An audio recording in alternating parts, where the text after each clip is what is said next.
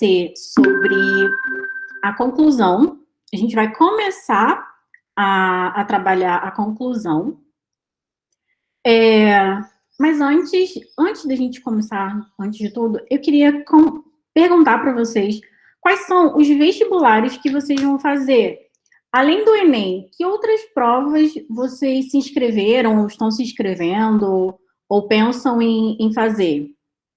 Coloquem para mim, pode ser aqui no chat, naquele mesmo esquema. Chat, pode abrir o microfone. O FPR, Maíra? Maíra, o FPR, Amanda também o FPR. Mais alguém que vai fazer alguma diferente?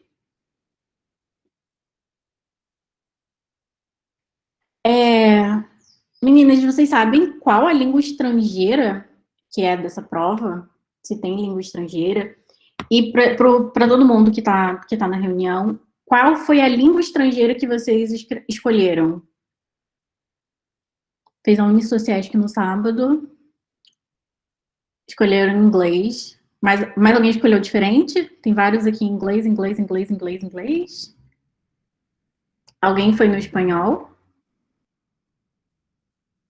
Todo mundo no inglês. E como é o domínio de vocês da língua inglesa, assim? Conseguem entender bem? A Maíra foi por o espanhol. E vocês conseguem entender bem como é que é o domínio? Vocês já estudaram a língua antes? Como é que conseguem entender bem, Beatriz? Alguém tem dificuldade razoável, não sabe falar, mas entende, consegue, no nível da leitura vai, entendi. Alguém tem dificuldade, assim, que colocou língua estrangeira, mas não se garante, não sabe como vai ser?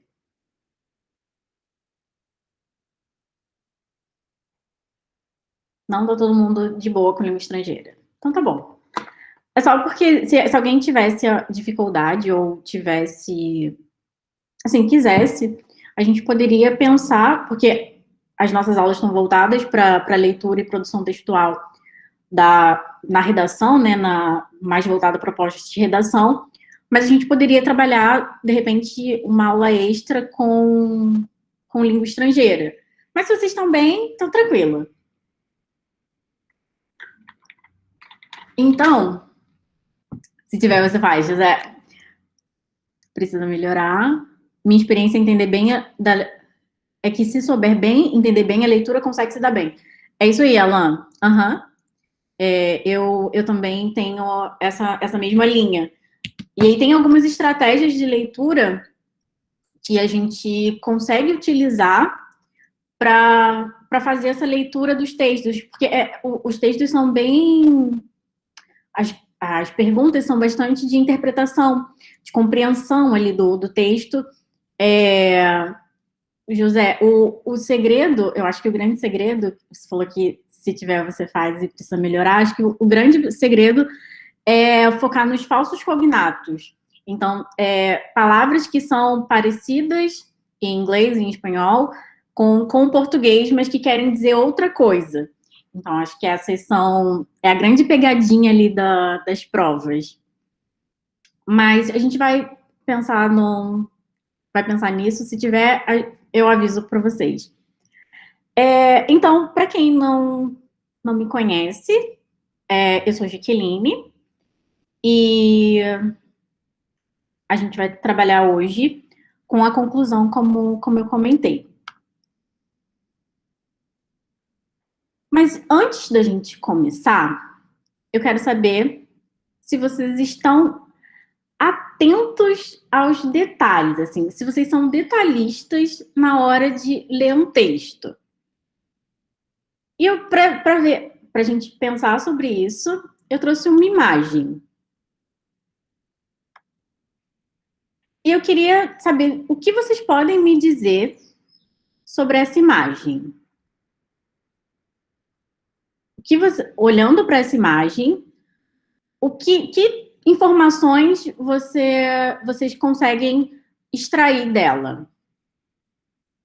Daniel falou que é um cardápio, ok? Alguém concorda, alguém discorda? um cardápio de restaurante, tem preço e produto, cardápio de comida chinesa, parece um cardápio. Uhum. Ok, quem falou aí cardápio? Por que que você acha que é um cardápio? E barato? Tá barato. Não sei, né? Como é que é essa conversão da moeda chinesa? Pelas fotos. Boa. Que mais? Que mais? Pela linguagem não verbal. Ótimo. Que mais? Que mais, assim, parece ter preços. Boa. Uhum, muito bom. Mais alguma coisa ali que vocês conseguem tirar dessa imagem? Não? Ah, ó, a Beatriz falou que fez 1 ano de mandarim, então ela pega algumas palavrinhas de frente à carne de boi e frango. Ó, você consegue reconhecer alguma coisa nesse sentido, Beatriz? Você reconheceu aqui nesse cardápio alguma coisa nesse sentido? De carne de boi e de frango? Uhum, muito, né? Então, a, a pro- é, é isso mesmo. É um cardápio. Eu não entendo nada de mandarim. Ah, ela falou que é carne de vaca e molho. O resto é segredo. Beleza. É um cardápio em mandarim. E a ideia aqui é justamente a gente ter um olhar atento quando a gente tem uma imagem. Por quê? Muitas vezes, não muitas vezes, mas pode ser que aconteça de vocês chegarem na prova da redação e o tema parecer completamente desconhecido para vocês. Então, de repente, pode ser que vocês olhem para o texto e falem, cara, eu não sei absolutamente nada sobre isso, eu não sei por onde começar a falar sobre esse assunto. Então, uma dica aqui, uma orientação, é que vocês mantenham a calma, leiam os textos motivadores e comecem a observar ali os detalhes desse texto, o que esse texto pode trazer de informações e de ideias, insights, para que vocês consigam fazer essa prova, né? Para que vocês consigam retirar dali os argumentos que vocês precisam para escrever a prova. Ainda que você ache que não sabe nada sobre o texto, né? Sobre o tema ali da redação. E a minha dica, que foi como eu fiz as minhas provas, é ler o texto motivador de início, mas não começar a escrever a redação. Em alguns lugares, alguns cursinhos e tal, dão como dicas na internet para que a redação seja a primeira coisa que você faça. Para mim, isso não funciona. Eu prefiro fazer a redação por último, ou talvez ali no meio da prova. Mas leia o texto assim que você pegar o caderno de prova, né? Que foi liberado o caderno de prova para leitura. Então, leia os textos motivadores com bastante atenção, se atentem aos gráficos, observem bastante ali as informações que estão disponíveis, mas não começa a escrever de cara. Vai para a prova de linguagens, vai resolvendo as questões de linguagem. Os textos das provas de linguagem, ele costuma ter muitas informações referente ao tema da redação. Então, vira e mexe, tem algumas questões ali do texto da prova de linguagens que remetem ao tema da prova. Então, ainda que você desconheça ali o assunto, eu acredito que não vai ter nenhum tema nenhum tema vai ser totalmente desconhecido para vocês. Mas pode ser que, de repente, alguma coisa te deixe mais inseguro. Então, começa ali a prova de linguagens. E, no meu caso, eu gostava de fazer algumas anotações, assim. Então, se algum texto, se alguma coisa me trouxe uma frase, assim, interessante, eu anotava fora do rascunho, fora do caderno da redação, anotava para usar depois. Então, é uma dica para esse início da prova. E a leitura, ela é uma habilidade muito, muito importante e que a gente não pode desprezar. Então, leia os textos motivadores com bastante atenção. E aí, nesses textos motivadores, se atentem para os sites, para a fonte, quem é o autor, quem escreveu, qual é o título. Observem os gráficos, as informações ali que os gráficos trazem, quando isso foi publicado, o nome do estado também, aonde, o local de publicação daquela informação, da notícia, enfim, todas essas informações vão ser importantes e podem ajudar vocês a escreverem bem a redação e se manterem dentro do tema. E aí, procurar construir relações daquele tema com a vida, com a sua vida, com a vida cotidiana, com a realidade do seu bairro, da sua cidade, e expandir isso, claro, para todo o Brasil. Mas cuidado, principalmente se você não for começar a redação primeiro, se você preferir fazer a redação mais para o final da prova, cuidado para você não se dispersar e acabar perdendo o foco. Então, tem ali, de alguma forma, um controle, e a melhor forma de manter esse controle é fazendo simulados, façam testes agora, né? Vai fazendo testes, veja como você funciona melhor. Então, sempre se observem e tentem não seguir uma dica da internet de forma aleatória. Entenda quem são vocês na prova, o que vocês mais gostam de fazer, o que é importante para vocês. Então, essa é a minha dica para vocês. Entendam quem são vocês na prova e qual é a melhor forma que vocês têm de fazer prova, né? Porque cada um vai encontrar o seu jeito. Sei que algumas pessoas aqui já têm experiência de prova, já fizeram, inclusive, a prova do Enem antes, mas se é a primeira vez para você, vai fazendo simulados, vai fazendo testes, que isso vai criando uma casquinha ali. Então, na hora de chegar à prova mesmo, você já está mais preparado. E aí, qual é o esqueleto da redação? A gente tem a introdução, o desenvolvimento, a conclusão, e nessa conclusão, a gente tem uma proposta de intervenção, que é resolver um problema ou uma questão. A introdução, ela tem como principal objetivo contextualizar o tema que está sendo proposto, né? O tema que está sendo ali proposto na prova. Então, a gente vai criar uma tese, que é a nossa defesa ou esqueci a palavra. A nossa defesa do tema ou a nossa posição contrária a esse tema.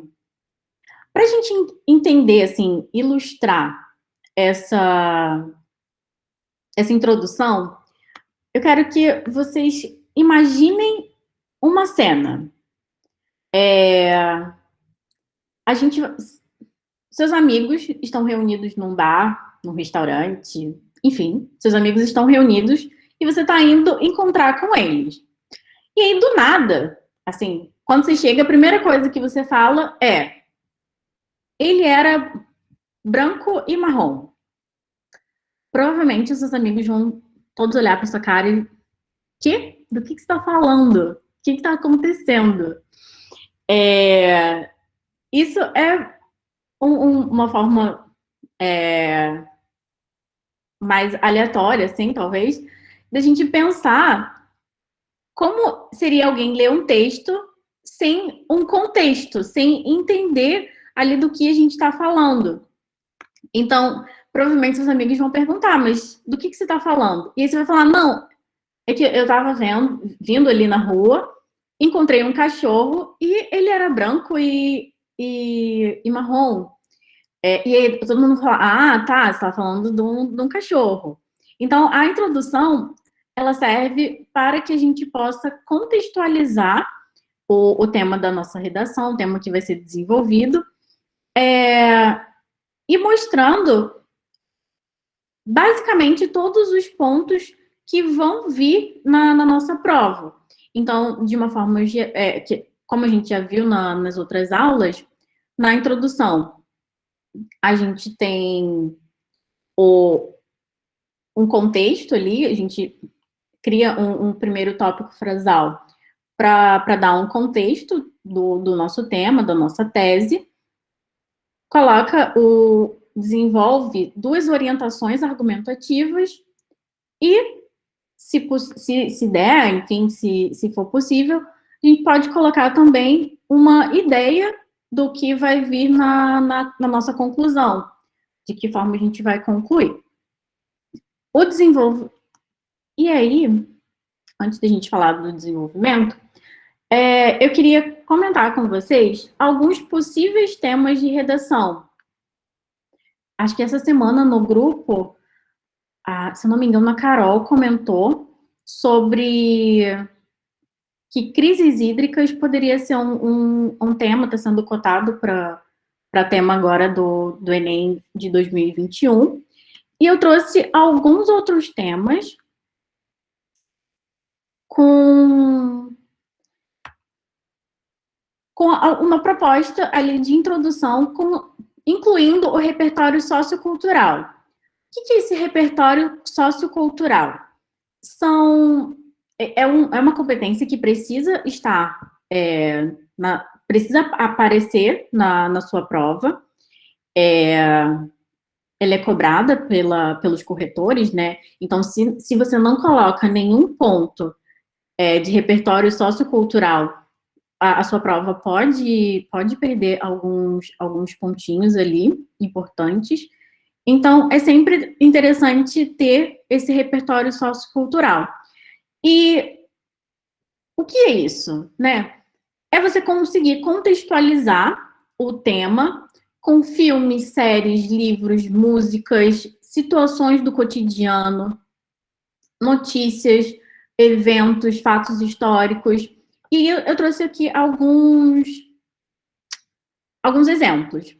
Por exemplo, violência doméstica é um tema que foi bastante falado e pode cair no Enem. E aí tem a série da Netflix, eu não sei se alguém já assistiu, a Made, que é criada, faxineira. E a série, ela desenvolve esse tema de violência doméstica. Na verdade, não sei se tem spoiler essa fala, mas vou contar. Alguém já assistiu aqui? Alguém já viu essa série, Made?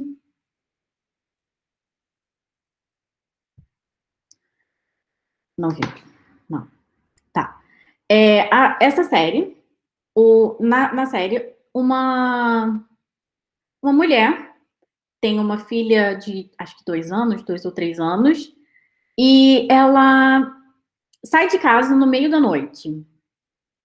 E aí ela passa por vários desafios, porque o marido dela é alcoólatra, e ele começa a ter alguns comportamentos agressivos.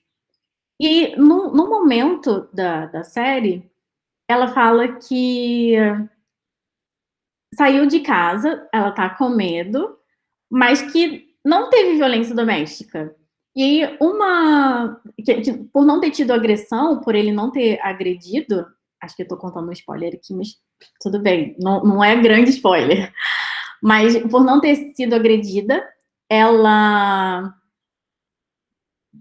acha que não sofreu violência doméstica. Então, a série levanta essa questão. E em um outro momento, uma menina vai contar para ela, vai falar para ela, mas no primeiro encontro, ninguém chega já te batendo ou dizendo que um dia vai te agredir. Então, é algo que vai crescendo.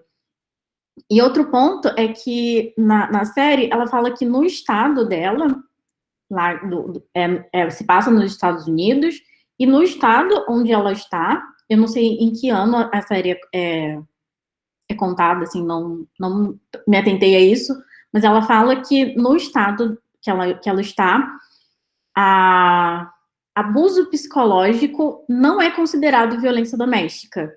E aí por isso ela acaba enfrentando uma série de outras dificuldades para conseguir sair dessa situação. Enfim, é uma série muito, muito bacana para a gente refletir sobre esse tema. E também é uma forma de iniciar o assunto caso apareça, caso apareça na prova do Enem. Aqui no Brasil, a gente pode contextualizar com a Lei Maria da Penha e com os inúmeros casos de violência doméstica que acontecem e que cresceu bastante na pandemia. Então, enfim, é um tema que pode cair, sim, e que a gente precisa estar preparado para comentar sobre isso. Outro tema é evasão escolar. E aí eu trouxe aqui, é um filme bem desconhecido, eu acho, mas ele ganhou um prêmio e ele é muito interessante. Se chama Nenhum a Menos. Ele é de 1999 ou 2000, é por ali. Ele é um filme, se eu não me engano, é coreano. E ele fala sobre uma professora que decidiu que, na verdade, um professor precisa sair da sua cidade, precisa mudar de cidade, e aí vem uma professora substituta. Mas a professora substituta é uma criança, praticamente, e ele fala para ela que ela não pode deixar nenhum aluno abandonar a escola. E aí ela entra numa jornada, e nisso um aluno, um dos alunos dela se muda de cidade para trabalhar, para ajudar na renda da família. E aí ela vai numa jornada em busca desse aluno para que ele volte para a sala de aula. E aí o filme é muito legal. Eu assisti no YouTube. A qualidade tá bem ruim, assim. Mas, assim, se alguém quiser assistir, é Nenhum a Menos. É bem interessante para a gente pensar sobre o papel do professor na sala de aula, as dificuldades que o aluno enfrenta para chegar na sala de aula, os problemas que podem existir na vida desse aluno, né, as dificuldades financeiras, a gente está na pandemia agora, então vocês também estão sofrendo na pele. A questão da falta da conectividade, da falta de infraestrutura mesmo, de não ter computador, enfim. Vários problemas que a gente vai passando para conseguir, né, dar as aulas e também ter aulas, né. A crise hídrica é um outro, mas sobre evasão escolar, tem vários filmes, na Netflix tem vários disponíveis, outros streams também, então vale a pena assistir uns filmes desses mais clássicos. Existem várias listas de filmes, né, sobre educação, então vale a pena assistir um desses e repensar. Tem acho que é francês, sobre os muros da escola, que é muito impactante, assim. Eu que sou da educação, gosto bastante, mas acho que agrada a todo mundo e tem uma pegada diferente dos filmes norte-americanos que a gente costuma assistir. Então, acho que vale a pena conhecer. E é uma forma também da gente pensar nesses temas mais que contém problemas sociais de uma forma mais divertida, né? Mais leve. Você colocou o filme ali para você assistir e é um passatempo e ao mesmo tempo você está agregando conhecimentos e de repente até tendo ideias de argumentos que vocês podem utilizar durante a prova. Então, acho que tudo que possa ajudar a gente a escrever melhor, a pensar, a ter mais repertório de escrita durante a prova, na minha opinião, acho que vale a pena. E sobre a crise hídrica, eu separei uma música que é Planeta Água. Essa música é muito, muito antiga, é de 1996. Acho que alguns de vocês nem devem ser nascidos, né? Nem estavam nascidos nessa época, nem haviam nascido. Mas eu lembro de saudade da versão da Sandy Júnior. E aí, essa daqui eu conheci na versão do Guilherme Arantes. Acho que esse é o nome dele. E a minha professora de ciências passou um trabalho na época sobre essa música.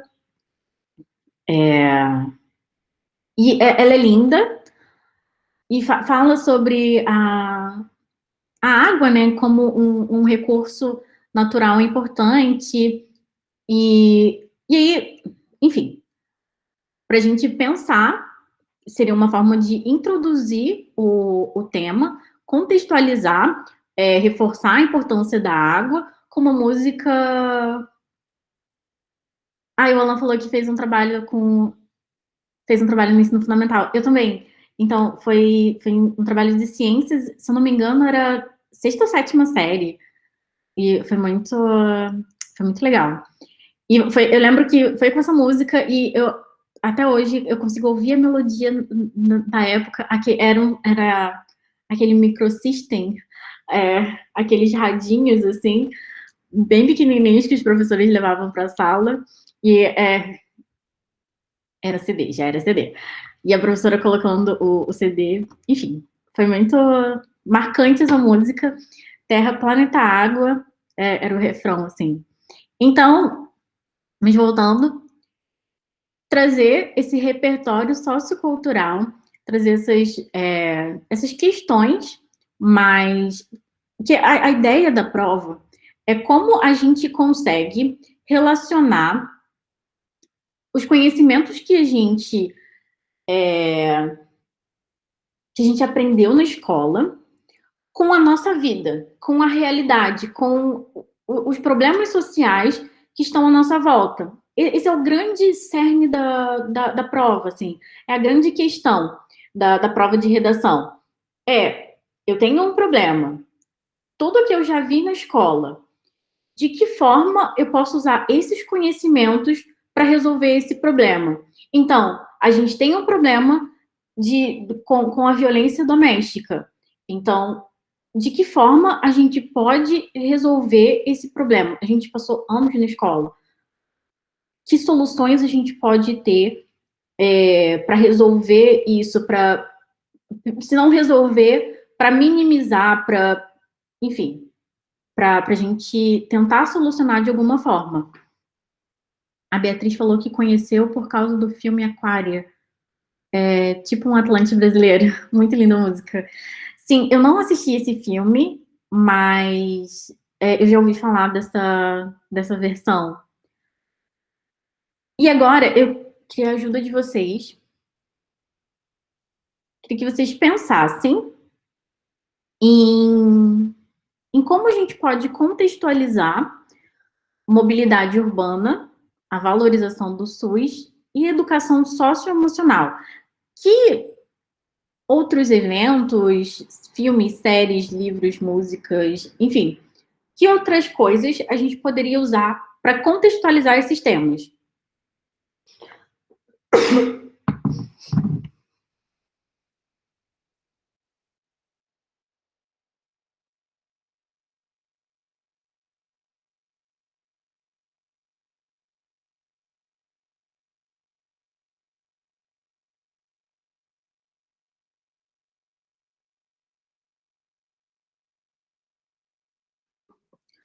Alguma ideia de como a gente poderia contextualizar?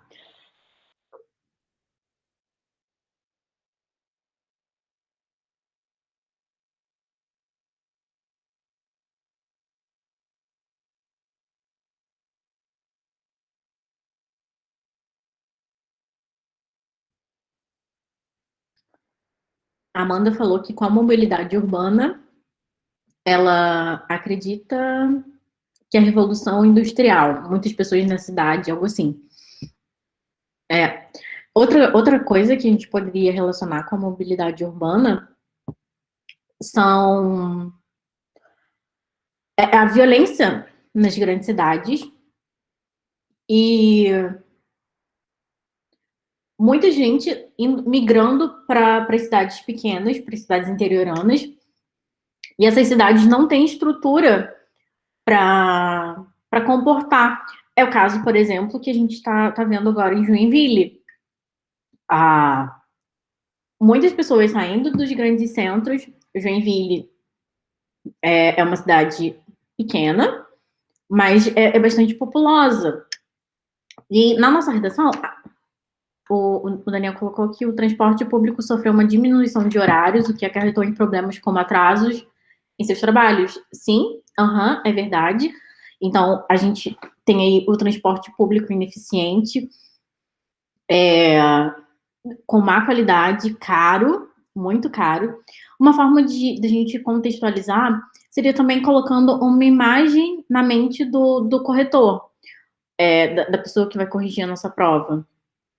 No sentido, por exemplo, logo na primeira frase, algo assim, longas filas de engarrafamento, horas perdidas no trânsito, e aí você entra com o seu tema. Então, é uma forma da gente contextualizar a mobilidade urbana. E aí, argumentos para a mobilidade urbana seria investimentos em transporte público de qualidade,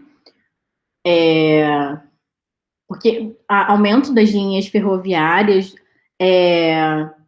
criação de linhas de metrô em outras cidades, porque hoje no Brasil poucas cidades têm o metrô, e é um serviço que funciona com bastante rapidez, assim, então, de bastante qualidade, apesar de ser muito cheio. Quem já teve experiência de andar de metrô deve saber do que eu tô falando, mas ainda assim é muito mais rápido do que o ônibus e, se eu não me engano, o custo é mais baixo, mas não sei, posso estar falando besteira nesse ponto. Então, aumentar essas linhas de metrô, melhorar a qualidade no transporte público, são questões que a gente pode trazer para a mobilidade urbana. O incentivo do uso da bicicleta, a criação da ciclovia. Um problema que a gente tem é a falta de ciclovia. Então, uma solução nesse caso também seria colocar as ciclovias. E valorização do SUS e educação socioemocional. Alguma ideia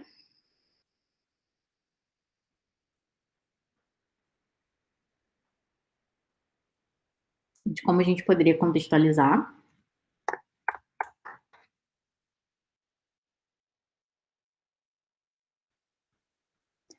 A valorização do SUS pode ser o gasto de 300 milhões devido à inatividade física da sociedade brasileira, onde esse valor poderia ter sido remanejado para outras áreas.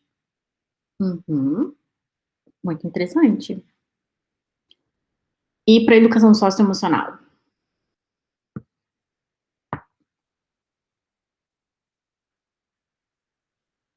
algo relacionado à pandemia e SUS.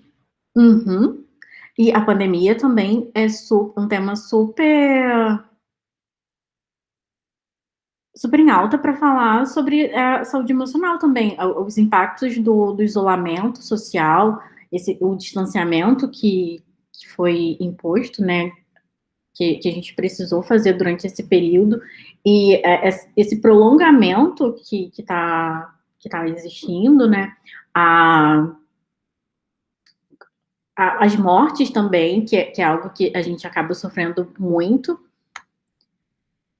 e para o desenvolvimento, a gente, a gente vai elaborar, então,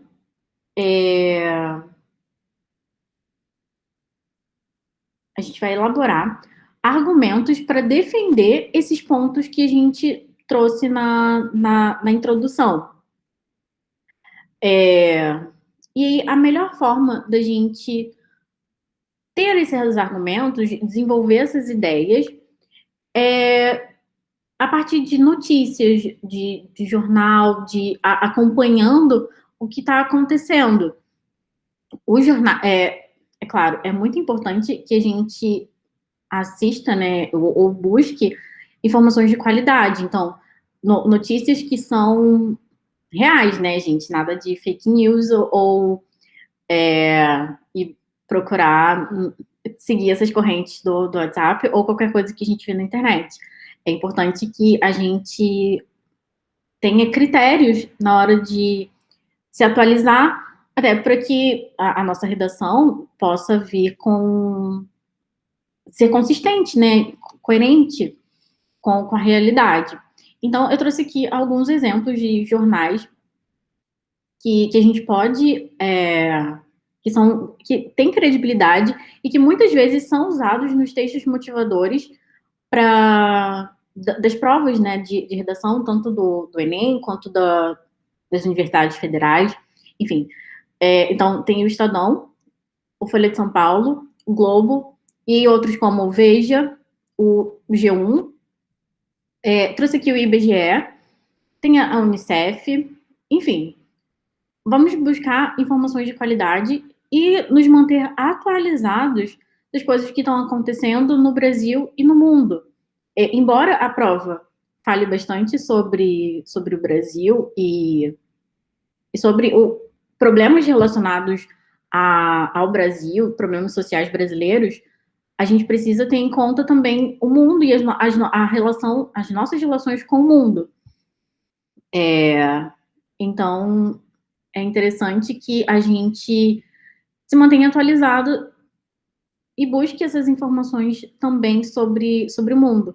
Então, como vocês falaram que tem uma boa leitura em língua inglesa, então é interessante também pesquisar, talvez, o The New York Times ou outros jornais que sejam de qualidade, tenham credibilidade, e que sejam internacionais. O El País também costuma trazer, e muitas vezes trazendo notícias do Brasil. O El País costuma falar bastante sobre o que está acontecendo aqui no Brasil.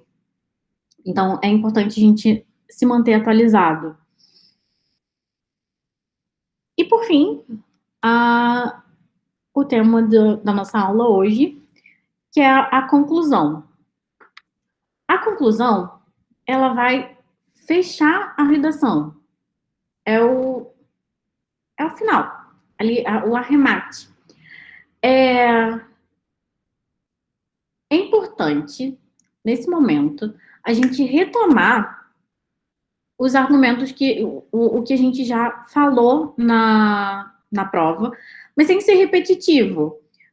Retomar essa tese, de repente com outras palavras, a gente vai ver um pouquinho mais para frente como a gente pode fazer isso.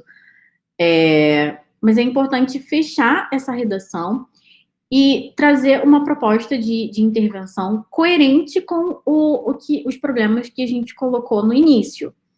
Então, se a gente colocou que o problema da evasão escolar é o trabalho infantil, porque as crianças saem da escola porque vão buscar trabalho, é importante que a nossa proposta de intervenção tenha uma relação de sentido com o que a gente propôs. Então, se a gente fala que o problema é o trabalho infantil, a gente vai trazer uma proposta de intervenção que elimine o trabalho infantil, seja com leis mais duras para o empregador, seja com uma proposta de melhorar a renda dessa família para que essa criança não precise sair para trabalhar, formas mais atrativas de fazer com que essa criança permaneça na escola. Então, aqui eu trouxe um exemplo de uma conclusão. E na conclusão, a gente vai elaborar um parágrafo que confirme o nosso ponto de vista defendido no texto. A gente vai ver aqui um exemplo. O tema dessa redação seria de que maneira o esporte pode se transformar em fator positivo para a sociedade brasileira. Então, a introdução dessa redação ficou assim: a realização dos Jogos Pan-Americanos no Rio de Janeiro evidenciou a importância do esporte para a sociedade brasileira. Provas disso foram os estádios lotados e a grande audiência televisiva. No entanto, para que a prática desportiva possa desempenhar sua função nacionalista e o seu papel na inclusão social, é preciso que o governo e as empresas a considerem prioridade pública. A conclusão ficou assim: torna-se evidente, portanto, que o esporte é capaz de exercer uma influência positiva na coesão nacional e no desenvolvimento social, desde que o Estado e o segundo setor façam a sua parte. Na base dessa ideia, porém, deve estar presente uma sociedade que saiba desse valor e exerça pressão sobre os demais agentes sociais. Só dessa maneira, a competição pode ser saudável para todos. E aqui, nesse momento, quero pensar com vocês. Nessa introdução, vocês conseguem perceber um contexto sociocultural? E qual seria? Outro ponto. Quais são os argumentos que ele utiliza aqui nessa introdução? Existem 2 argumentos, quais são? E, de alguma forma, ele coloca já uma proposta de intervenção nessa introdução? O que vocês acham? E se vocês consideram que sim, quais são? Então, existe alguma relação ali de repertório sociocultural? Quais são os argumentos que foram utilizados? E se existe uma proposta de intervenção? O que vocês acham?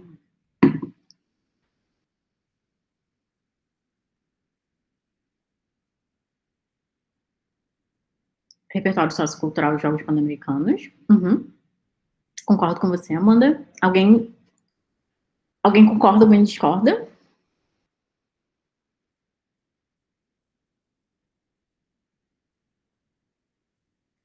E os argumentos?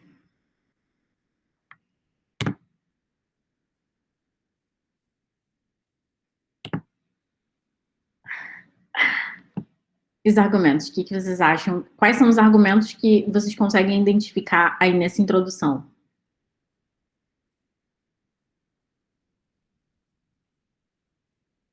Uhum. Boa. O que mais?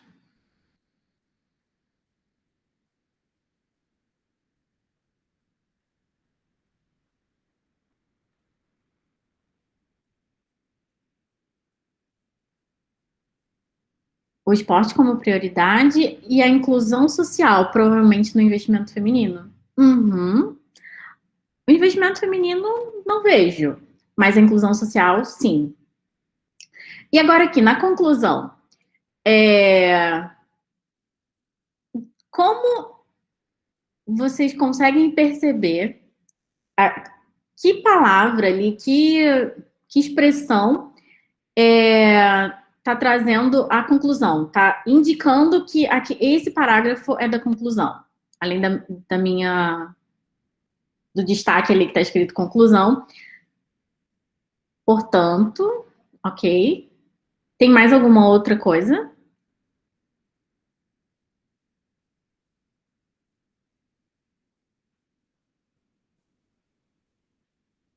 O portanto, sim, mas ele tem o torna-se evidente, que é uma forma também de concluir um parágrafo de conclusão. A gente vai ver ainda alguns outros conectivos que a gente pode utilizar para concluir a redação sem aquele por fim, ou pode-se concluir, ou ainda diante do exposto, a gente vai ver mais alguns. Mas só respondendo o que a gente viu, sim, a realização dos Jogos Pan-Americanos no Rio de Janeiro foi utilizado ali como repertório sociocultural. Então, é um exemplo de um evento que teve visibilidade nacional e que foi usado ali na redação. Tá vendo? Não é nada muito extenso, não precisou comentar exaustivamente sobre isso, mas trouxe ali uma referência a um evento que mobilizou o Brasil de uma forma geral. E os Jogos Pan-Americanos, inclusive, tiveram algumas manifestações contra. Eu lembro na época que algumas pessoas diziam que o investimento que seria feito com o esporte poderia ser utilizado em outros setores, enfim, teve uma discussão bem grande ali por causa dos Jogos Pan-Americanos. Então, trazer isso na redação é uma forma de mostrar que você conhece, que você está por dentro, está atualizado com as coisas que acontecem no Brasil. E aí, os argumentos, ali, as orientações argumentativas, a gente tem a prática desportiva como uma função nacionalista. Então, ele traz aqui o esporte como uma forma de integrar o Brasil, né, como um todo, porque a gente sabe que, por ser um país muito grande, a gente tem diferenças culturais muito grandes. Então, o esporte seria uma forma de unir e trazer um sentimento nacional para o país. E aqui o esporte como forma de inclusão social. E durante o desenvolvimento, a pessoa desenvolveria mais essas ideias, mas na introdução, ele ainda coloca que para que isso aconteça, para que esses argumentos eles possam ser válidos, né, e para que eles possam ser, de fato, solucionar esse problema, tanto o governo quanto as empresas, elas precisam trazer isso como prioridade. Então, a sociedade, de uma forma geral, precisa trazer o esporte como uma prioridade. E aí, na conclusão, a gente tem o torna-se evidente, portanto, a Amanda estava certa, portanto também tá, eu acabei não sublinhando, mas sim, portanto, torna-se evidente que o esporte é capaz de trazer uma influência positiva na coesão nacional e no desenvolvimento social. E que percebam como ele traz de novo, ele retoma. Eu tô falando ele, mas não sei, pode ser uma mulher, eu não sei, não tinha um nome nessa redação. Mas aqui o esporte é capaz de exercer uma influência positiva na coesão nacional e no desenvolvimento social. Fala a mesma coisa que ele trouxe aqui na introdução, mas com outras palavras e já integrando os dois argumentos. E aqui ele continua que desde que o Estado e o segundo setor façam a sua parte, que é a mesma coisa que ele colocou aqui. O governo e as empresas considerem prioridade pública. Então, o segundo setor, o Estado, ele usou um sinônimo para governo, e segundo setor são as empresas, que o primeiro setor da economia é o Estado, o segundo setor são as empresas que geram algum tipo de lucro, e o terceiro setor são as organizações sem fins lucrativos, as ONGs, as instituições filantrópicas.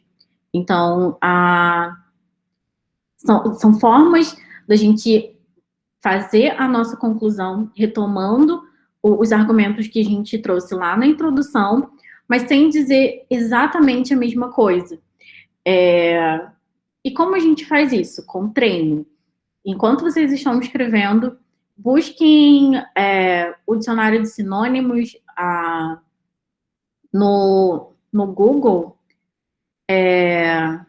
Tem pesquisa no Google o sinônimo das palavras. É bem válido. Assim, eu gosto sempre de ter um dicionário por perto, um dicionário de papel, mas caso não tenha, use o Google mesmo. O celular está sempre na mão, está sempre por perto. Então, procurem sempre sinônimos para que vocês ampliem o vocabulário de vocês e possam fazer essas retomadas sem tanta repetição. Porque o vocabulário também é um ponto que a gente... É um ponto de competência avaliado na hora da redação. Então, procurem usar palavras diferentes, às vezes, para falar da mesma coisa. O João Felipe falou que vive pesquisando sinônimos. Uhum.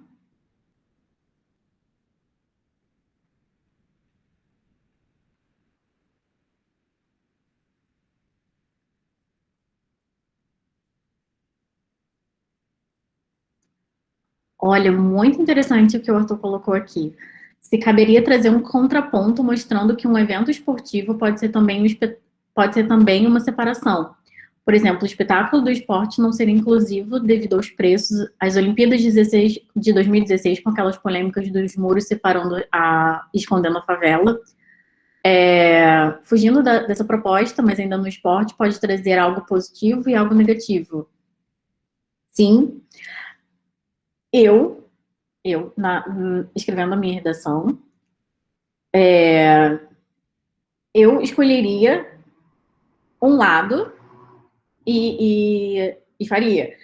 Mas, porque jogando pelo seguro, escolhe um lado e desenvolve bem aquele lado.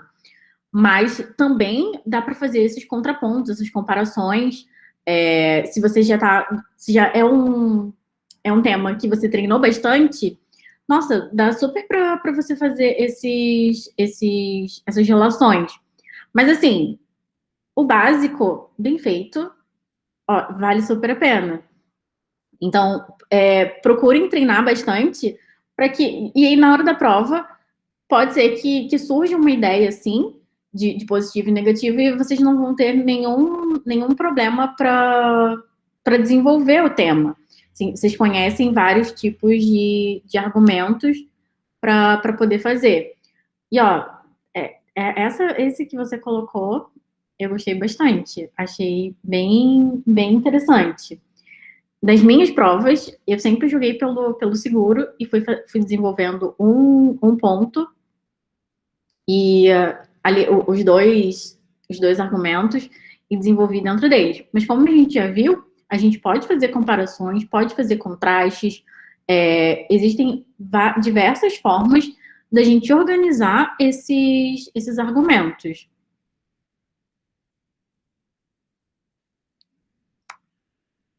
E aqui, na forma da gente finalizar essa conclusão.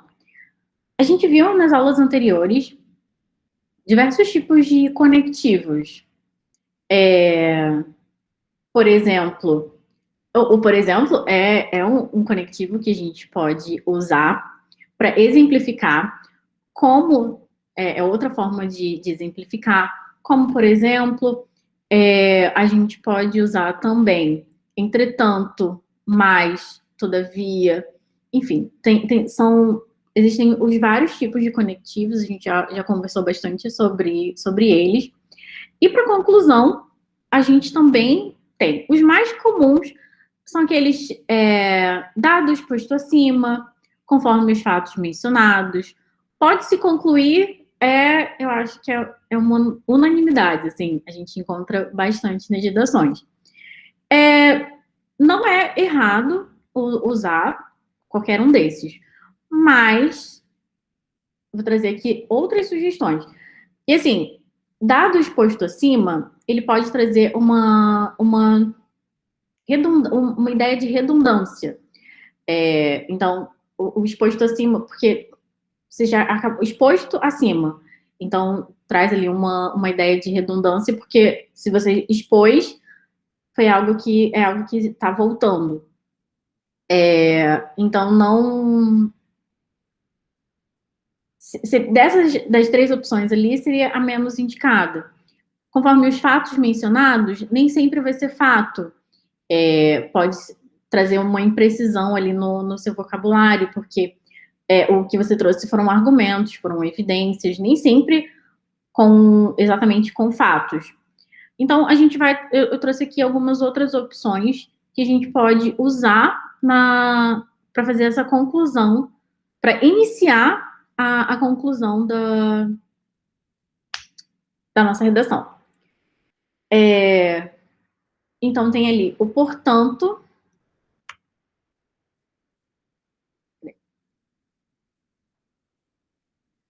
Portanto, torna-se evidente que o Brasil. E você continua. Dessa forma, pode-se afirmar que os problemas foram ocasionados, enfim. Dessa forma, pode-se afirmar. Esse pode-se afirmar é uma forma da gente concluir a redação. Assim, não haverá quem duvide. Logo, é indiscutível que essa situação não se resolverá enquanto, por fim, quanto mais se procura uma solução para o problema, mais. Então, aqui são todos são períodos que a gente pode utilizar para iniciar o nosso parágrafo de conclusão e trazendo a ideia da conclusão, mas sem dizer conclusão, sem falar que está concluindo. E ainda tem aqui, nesse sentido, é possível deduzir que os caminhos. Então, treinem bastante, utilizando essas expressões, esses conectivos, e aí vocês vão entendendo qual a melhor forma de terminar, dependendo dos argumentos que vocês escolheram. Agora, eu trouxe um exercício que é bem simples. A gente tem aqui um parágrafo e a gente vai, a primeira proposta é melhorar quanto ao primeiro período da conclusão e depois entender o que mais foi desenvolvido na conclusão. Então, o exercício é o seguinte. O seguinte parágrafo constitui a conclusão de uma dissertação sobre os problemas das grandes cidades brasileiras. Pode-se concluir que o caos urbano das grandes cidades brasileiras deve-se, em grande parte, à omissão da própria sociedade. Por isso, é imprescindível que todos os cidadãos se conscientizem de que cada um deve tentar minimizar os problemas urbanos, diminuindo os índices de poluição, racionalizando o trânsito e participando ativamente em suas comunidades. Só assim se conseguirá viver humanamente nas cidades modernas. Então, o que vocês acham que a gente pode melhorar quanto ao primeiro período dessa conclusão? De que outra forma a gente pode apresentar essa frase? E na letra B, além de confirmar a tese desenvolvida, o que mais essa conclusão apresentou? Vamos lá? que vocês acham? Primeiro, como a gente pode... Que outras maneiras a gente pode usar para finalizar esse texto? Para iniciar, na verdade, esse trechinho, né, esse parágrafo.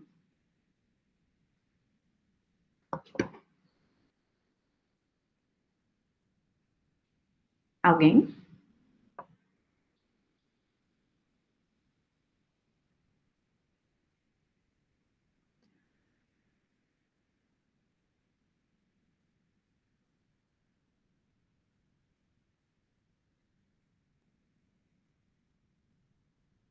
A minha sugestão aqui seria...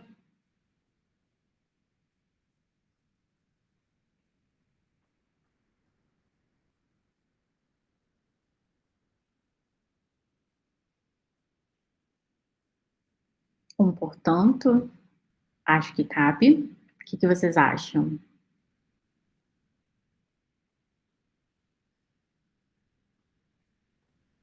Portanto, torna-se evidente que o caos urbano das cidades brasileiras deve-se, em grande parte, à omissão da própria sociedade. Acho que a gente pode trocar ali esse pode se concluir por essa primeira sugestão. E acho que caberia outras aqui.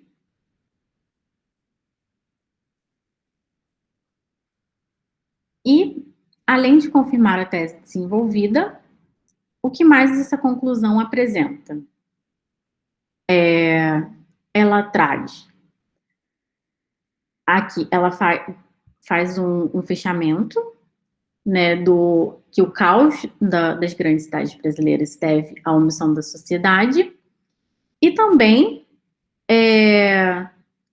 diz que para minimizar os problemas urbanos, deveria-se diminuir os índices de poluição, racionalizar o trânsito, ou seja, melhorar o fluxo do trânsito, e que os cidadãos deveriam participar ativamente em suas comunidades.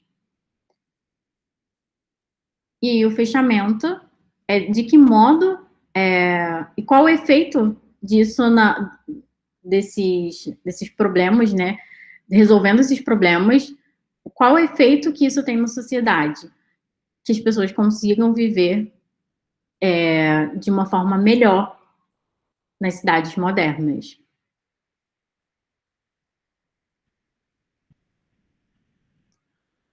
E agora eu tenho mais um exercício,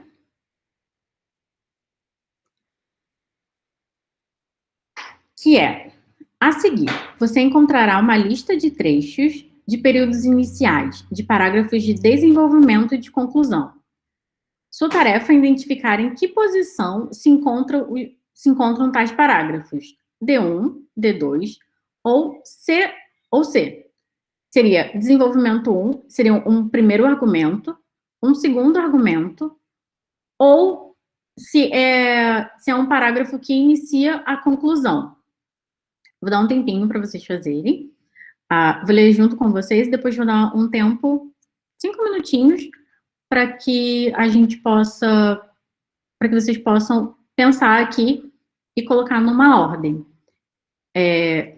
Colocar numa ordem não, assinalar qual que vocês acham que é cada uma das frases. Outro fator determinante tem sido: em primeiro lugar, cabe esclarecer que não se pode deixar de considerar ainda o papel do... Torna-se evidente, portanto, que uma primeira observação precisa ser feita. Ninguém discute também o valor do... É de conhecimento notório que esse panorama torna-se completo com a análise da... Além desse fator, tem grande importância. Para começar a entender esse quadro, deve-se analisar, sem dúvida, tal aspecto deve ser aprofundado com a discussão. Nessa perspectiva, convém observar que, por tudo isso, percebe-se que, de início, pode-se imaginar que, na base desse problema, encontra-se... Vou começar aqui com o primeiro, vou dar um exemplo. Outro fator determinante tem sido... Então, para mim, essa frase parece iniciar o segundo parágrafo de desenvolvimento. Então, primeiro foi colocado um fator determinante e esse seria o início de um segundo parágrafo. Então, esse seria um D2.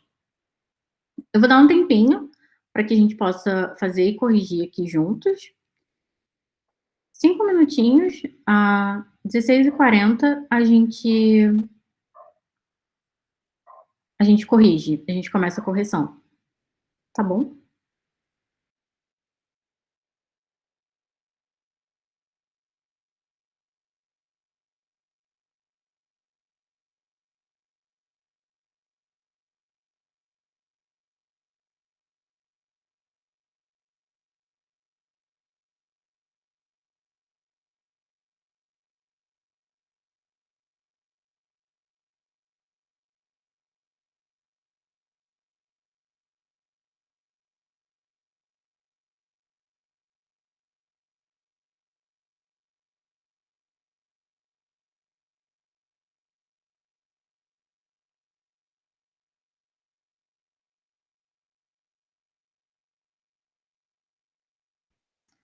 Se alguém tiver qualquer dúvida, é só chamar.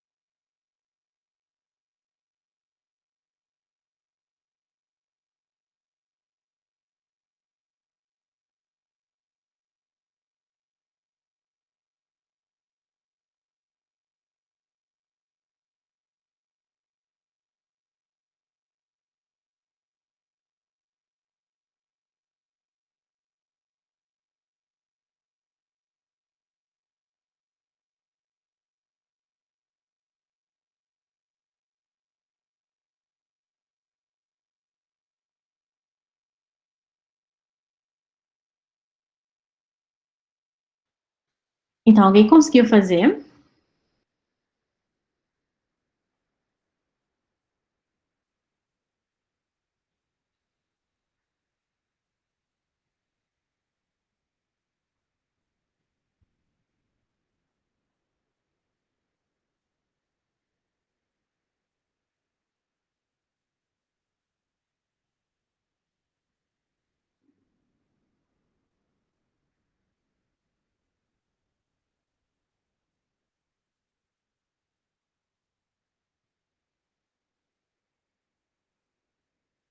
Ai, não tinha visto as mensagens de vocês. Agora que apareceu pra mim. Amanda colocou que o primeiro é D2. Concordo. Daniel também concorda que é D2.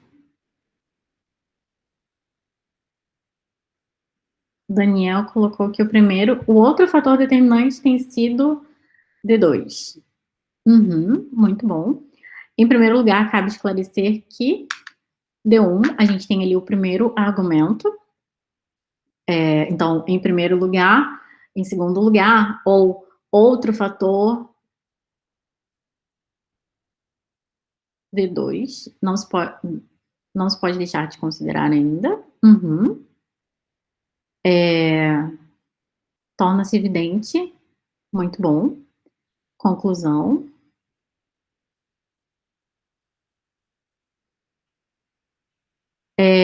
Uma primeira observação precisa ser feita. D1. Concordo com vocês. Ninguém discute também o valor D2. Muito bom. É de conhecimento notório. D1. Esse panorama torna-se completo com análise. D1. D2. Além desse fator, tem grande importância. D2. Para começarem a entender esse quadro, deve-se analisar D1. Sem dúvida, tal aspecto deve ser aprofundado com a discussão do D2, mas aqui cabe a conclusão também. Nessa perspectiva, convém observar que pode ser D2, mas também pode ser conclusão. Por tudo isso, conclusão, de início D1, e no final, aqui na base desse problema, D2. Acho que teve a Amanda ali colocou uns 6. Mas assim, como a gente já viu, a gente pode usar diferentes conectivos com diferentes funções. Então, esse aqui é uma ideia mais geral de conectivos que a gente pode usar tanto no desenvolvimento quanto na conclusão. E, pessoal, é importante a gente colocar esses conectivos.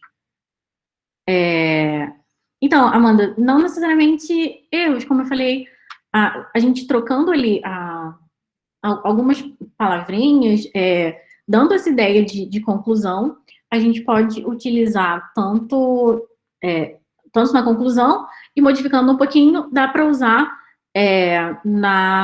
no desenvolvimento também, mas é importante que vocês utilizem esses conectivos ao longo da redação. Eu lembro que no nosso simulado que a gente fez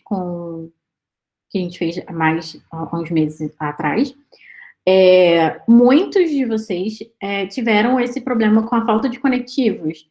Então, colocar uma coisa mais isolada da outra. Esses conectivos, eles são importantes para criar a coesão do texto. Então, uma ideia está ligada com a outra. Eu estou falando disso aqui porque eu estou falando disso aqui, falei disso por isso. Então, fazer essa conexão é importante para deixar o texto mais lógico.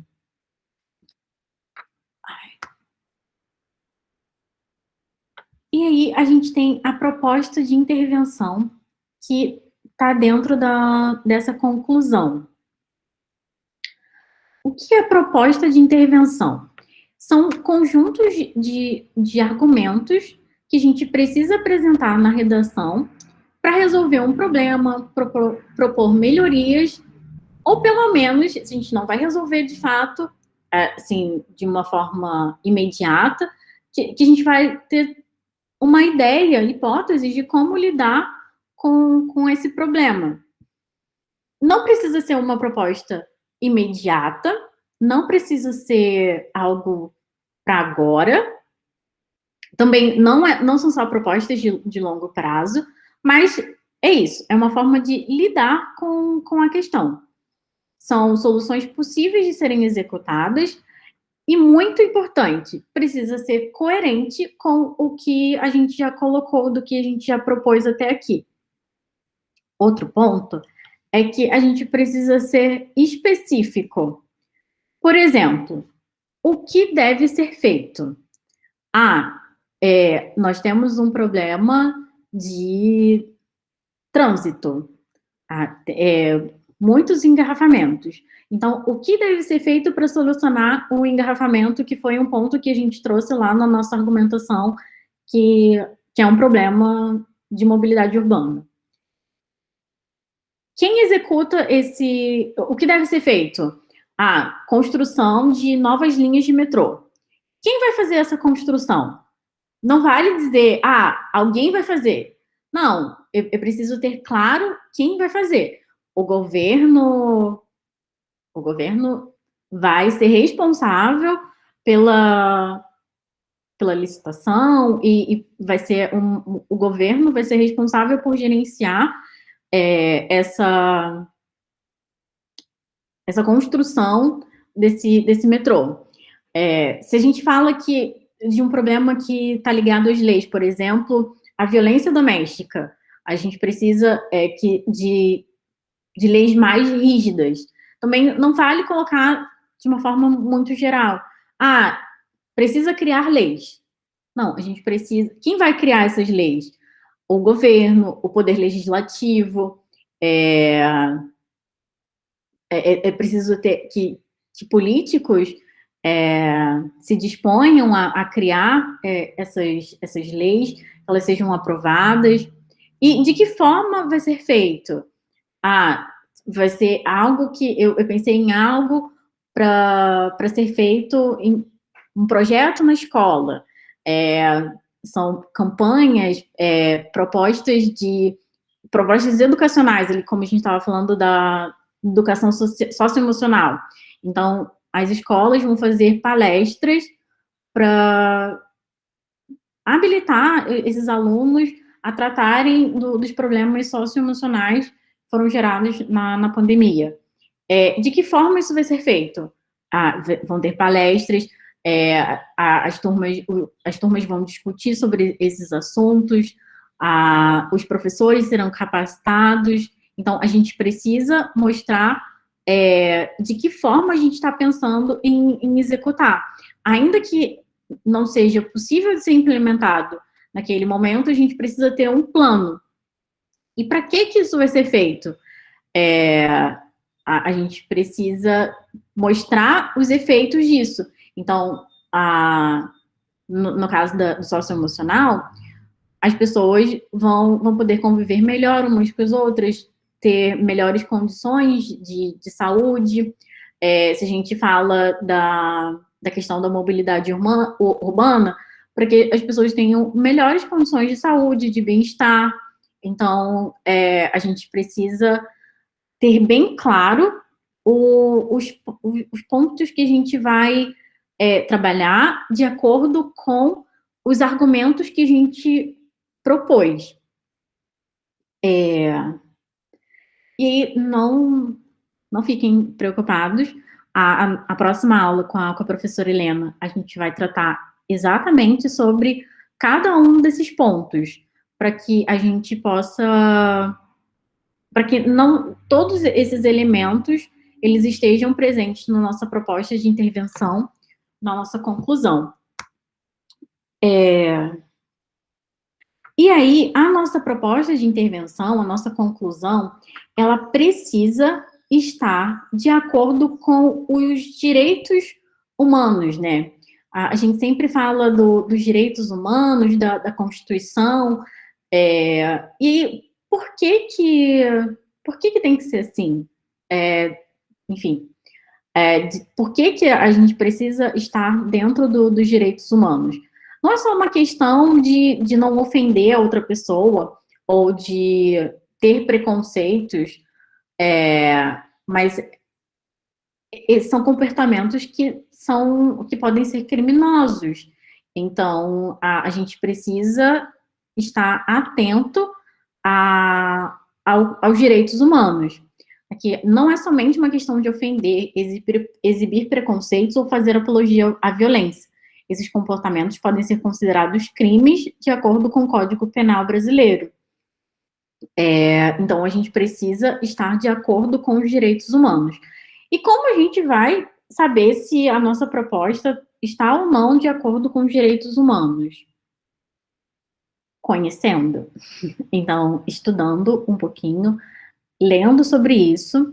Eu trouxe aqui algumas leis de acordo, baseado nos temas que a gente, nos temas que são mais cotados para caírem no Enem de 2021. Eu trouxe aqui algumas leis que podem ajudar. E é importante conhecer essas leis, não só para o Enem, mas para a vida, porque elas regem a nossa vida, mesmo fora do vestibular. São leis que a gente precisa conhecer, porque são os nossos direitos enquanto cidadãos. Então, a primeira é a Constituição brasileira. Mas, meu Deus, a Constituição é enorme, eu preciso ler tudo isso. Vocês vão ver que eu trouxe aqui alguns pontos principais. A prova já está ali, né, já está chegando. Vocês já começaram até a fazer algumas provas, tem umas outras que já estão agendadas. Então, eu trouxe alguns pontos principais para que vocês possam dar uma olhada geral. E é interessante porque pode ser argumento também. Por exemplo, o trabalho, trabalho, alimentação, educação, todos esses pontos são garantidos, são direitos sociais garantidos pela nossa Constituição. Então, um trabalhador, ele precisa, um cidadão brasileiro, ele tem garantido o direito, o acesso ao trabalho. Mas a gente tem, não sei hoje o número exato, mas a gente tem muitas pessoas desempregadas. Então, como o Estado resolve essa questão? Então, apesar da gente ter alguns direitos garantidos pela Constituição, em teoria eles estão garantidos, mas na prática o que acontece é muitas vezes a violação desse direito. A segurança, por exemplo, é um direito garantido pela Constituição, e o que a gente mais vê hoje em dia nos noticiários é a questão da violência nos grandes centros urbanos, principalmente. A gente tem a nossa polícia, a gente tem o exército, tem as forças armadas, e ainda assim a gente tem um grande percentual de violência, de mortes violentas. Então, como o Estado pode garantir esse nosso direito? Então, são formas da gente discutir esses problemas, e não só para o vestibular, mas para a nossa vida. E a gente tem aqui os direitos humanos. Os direitos humanos é bem simples, assim. Eu vou deixar para vocês no final. Aí tem o Estatuto da Criança e do Adolescente, que são os direitos o ECA, não sei se vocês estão mais com ECA, mais familiarizados com o termo, né? E que garante que a criança tem direito à educação, tem direito à saúde. São basicamente os mesmos direitos que a gente tem na Constituição, claro, mas mais voltados para a criança e para o adolescente, de uma forma mais específica. A gente tem a Lei Maria da Penha, para tratar dos casos de violência contra a mulher, feminicídio, que são as mortes de mulheres. O Estatuto da Pessoa com Deficiência, e esse é um tema também bastante interessante para a gente estudar. O Estatuto do Idoso, e que não é lei, não é uma lei, mas é um tema também importante para a gente estudar, principalmente para falar sobre as questões de saúde emocional relacionadas agora à pandemia. É o Centro de Valorização à Vida, que eles tratam de casos de pessoas com depressão. Muitas vezes eles têm um telefone disponível para pessoas que estão pensando em suicídio e tudo mais. Então, é interessante a gente conhecer o trabalho, e é nacional, E eles têm alguns, como fala? Alguns artigos que são bastante interessantes que podem nos ajudar também, tanto para a vida, de novo, para a nossa vida, porque a gente também tem sofrido com as questões do isolamento, a gente conhece pessoas que estão sofrendo por essas questões também, não só do isolamento, perda de trabalho, enfim, todas essas questões da pandemia afetou a todos nós. Então, é interessante a gente conhecer o trabalho, mas pensando na redação, é algo que pode nos ajudar a trazer mais argumentos. E aqui, na Constituição, a gente tem o artigo, o quinto artigo, que todos são iguais perante a lei, sem distinção de qualquer natureza, garantindo-se aos brasileiros e aos estrangeiros residentes no país a inviolabilidade do direito à vida, à liberdade, à igualdade, à segurança e à propriedade. E aí ele discorre, esse artigo tem vários ali, tem vários trechos, dá seguimento ali embaixo, dizendo de vários outros direitos que a gente tem. Mas aqui a gente já tem uma boa ideia de como tratar o assunto. Outro são os direitos sociais. Isso eu acho fantástico. São direitos sociais garantidos pela Constituição. Educação, saúde, alimentação, trabalho, moradia, transporte, lazer, segurança, previdência social, proteção à maternidade e à infância, assistência aos desamparados na forma dessa Constituição. Então, olha quantos direitos sociais são garantidos na nossa Constituição, e se a gente pensar em como, muitas vezes, eles são desconsiderados. Por exemplo, assistência aos desamparados. Gente, vamos pensar na população em situação de rua. Quantas pessoas a gente conhece que não tem nenhuma assistência do Estado e nem da sociedade de uma forma geral. Então, a gente pensar que na quantidade de desempregados, agora com a pandemia, com o fechamento do comércio, enfim, a pouca circulação das pessoas, enfim, como a nossa economia sofreu, principalmente os pequenos empresários. Então, pensar nessas questões de, não só, de novo, não só para a prova, mas para a nossa vida, de como o Estado deveria garantir alguns desses... Deveria ser responsável por garantir esses direitos, mas a gente tem muitos deles sendo violados, de acordo com a nossa Constituição. E aí eu comentei que eu separei alguns princípios, algumas partes que eu acho que são mais interessantes para a gente estudar, para conhecer, pelo menos. Que o título 1 são os princípios fundamentais, o título 2, os direitos e garantias fundamentais, o capítulo 1 e o capítulo 2. Acaba não sendo muita coisa, separando assim, e são trechos que podem nos dar argumentos para embasar a nossa prova.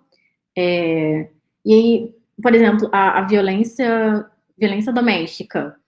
O Estado, ele garante a nossa segurança. Então, é dever do Estado garantir. O Alan colocou aqui, não sei se você sabe me dizer, mas eu vou pesquisar sobre. Uma coisa que o pessoal sempre fala, por exemplo, sobre imigrantes roubarem nosso trabalho ou vaga em hospital. A Constituição prevê direito para quem mora aqui, independente de nacionalidade, certo? Acho que é algo que temos que ter cuidado com a nossa opinião. Sim, então, aqui, esse artigo 5º aqui, aos residentes estrangeiros no país, a inviolabilidade do direito à vida, à liberdade, à igualdade, à segurança e à propriedade. Então, essa questão da fronteira chegou a cair numa prova do Enem, eu fiz, acho que 2013, 2014, não lembro agora, que era de proteção à fronteira, que é um caso que os Estados Unidos discute bastante, essa questão da imigração. Como que a gente faz para... Porque os direitos humanos, as pessoas têm essa questão da globalização. Deixa eu até passar aqui. Os principais aspectos dos direitos humanos. Os direitos humanos, eles trazem ali a vivência e a globalidade, que seria esse mundo mais global. E aí, como a gente, de certa forma, protege os direitos do cidadão, porque o imigrante vem e tem essa coisa do roubarem o trabalho ou vaga em hospital, e, ao mesmo tempo, garante essa globalidade. Então, a gente precisa ter cuidado, porque os estrangeiros residentes no Brasil, por exemplo, eles têm direitos, e aí os direitos humanos, eles também garantem alguns direitos ao estrangeiro ou ao imigrante. E o Brasil tem uma política bem aberta de imigração.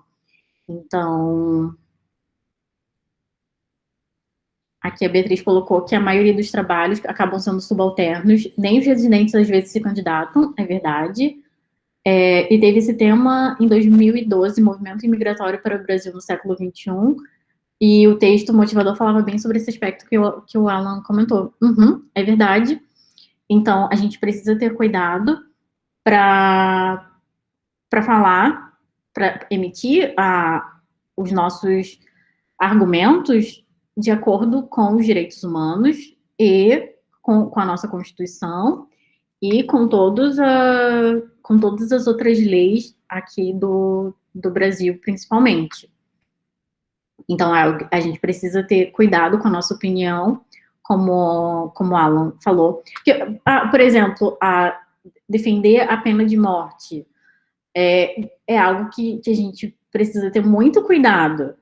Existem alguns estados americanos, por exemplo, que eles têm a pena de morte, mas a gente precisa ter muito cuidado quando vai colocar algo assim, porque a gente precisa estar embasado em todas as situações ali, para a gente não emitir, de novo, uma opinião que possa ser criminosa. A Beatriz falou aqui que mesmo os imigrantes sendo amparados pela lei, muitos chefes aproveitam da dificuldade de comunicação para diminuírem seus direitos trabalhistas. Exatamente. E mesmo a gente que mora, que é cidadão, muitas vezes desconhece a amplitude dos nossos direitos. Então, a gente precisa conhecer, sim, a Constituição, conhecer os direitos humanos, conhecer as leis que regem a nossa vida, de novo, não só para a prova, mas para que a gente possa ter a nossa qualidade de vida garantida. Porque, de acordo com a nossa Constituição, o governo também deve garantir o nosso bem-estar, nossa alimentação, nossa saúde, segurança, e a gente vê, que a gente mais vê esse direito sendo violado.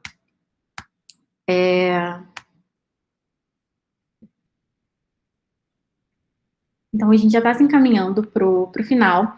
A próxima aula são os 5 elementos necessários na proposta de intervenção, que vai ser com a professora Helena, que é a nossa professora da monitoria também. E, para finalizar,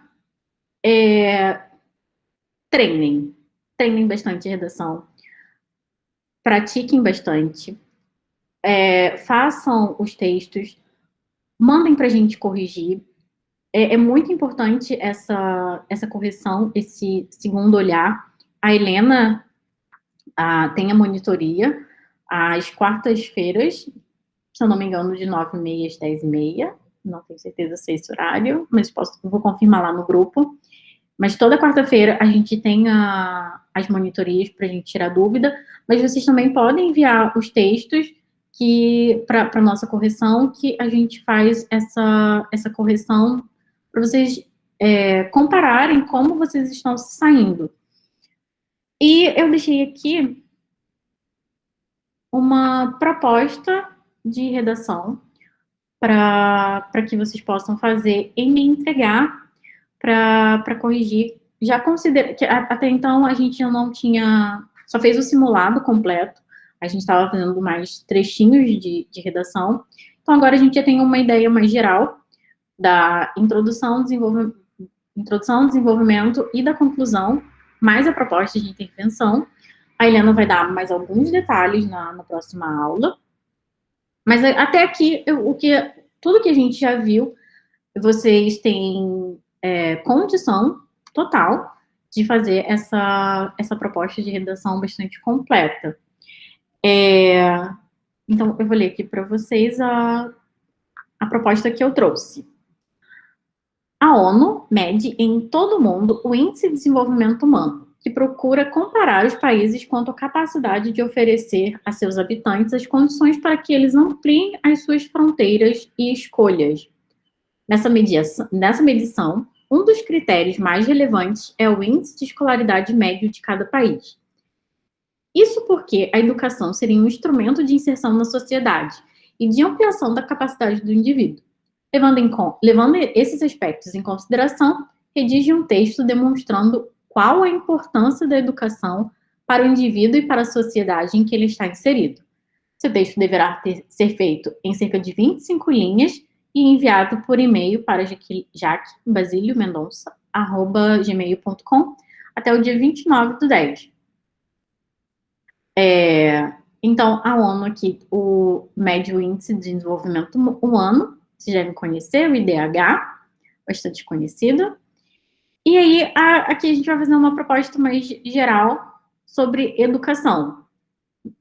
Mas lembrem, todas as vezes que a gente escreve um texto, a gente reúne argumentos que servem não só para aquele texto, mas que a gente pode reutilizar, reciclar esse argumento para outras áreas. Então, mantenham sempre a mente aberta. Aqui a importância da educação, a gente pode usar lá na educação socioemocional, a gente pode utilizar para falar sobre violência doméstica, a gente pode usar para falar sobre a crise hídrica, porque é importante que esse entendimento sobre a água, né, a importância da água, esteja também nas escolas. Enfim, a educação como esse tema aqui está propondo, é bastante a base, né, é a base para melhorar o indivíduo e a sociedade, e já estou dando até spoiler aqui de argumentos que vocês podem utilizar para falar. O Alan falando também sobre o tema do SUS, as vacinas, é verdade. Então, muito, muito pertinente. Inclusive, ano passado, o tema da UFSC foram as vacinas. E falando, se eu não me engano, tinha um texto motivador que era sobre educação e a história das vacinas no Brasil passou por um processo educacional muito grande, porque inicialmente as pessoas rejeitavam e entendiam a vacina como a doença, enfim. Então, é isso a nossa proposta de redação para nossa até o dia 29, por e-mail. Sabe a diferença da redação do Enem para a UFPR? Não sei. É justamente por isso que eu perguntei, para poder dar uma olhadinha nessas outras redações, porque, em geral, de forma geral, os modelos acabam sendo bem parecidos com o Enem. Na UFSC, eles abrem mais opções. Por exemplo, você pode escolher fazer uma redação dissertativa na mesma proposta do Enem.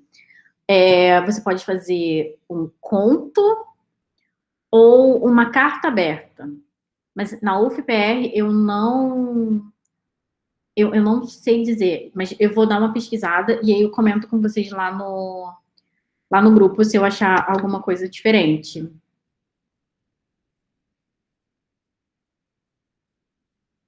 Isso, o Alan colocou aqui na UFSC que tem pelo menos a dissertativa, às vezes tem mais, exatamente. Acho que as provas que eu vi, acho que 3, 4 últimos anos, eles colocavam mais de uma opção. Então, acho que a última foram 3, os 2 últimos anos foram 3, eu acho que no ano anterior eram 2, mas sempre mais de uma opção, e com a dissertativa sendo uma das opções. Então, se vocês estudarem o modelo do Enem, ali, essa estrutura do Enem, já te garante mais repertório para falar, para escrever em outros gêneros. Então, e para a maioria dos vestibulares. Mas é sempre bom dar uma lida nos editais para poder ficar, para você saber exatamente, assim, para estudar o estilo da prova que você vai fazer. Então, eu encerro aqui a minha participação. Muito, muito, muito obrigada pela atenção, pela participação de vocês são ótimos. Eu fico aguardando os textos de vocês até o dia 29/10, tá? Um beijo, pessoal.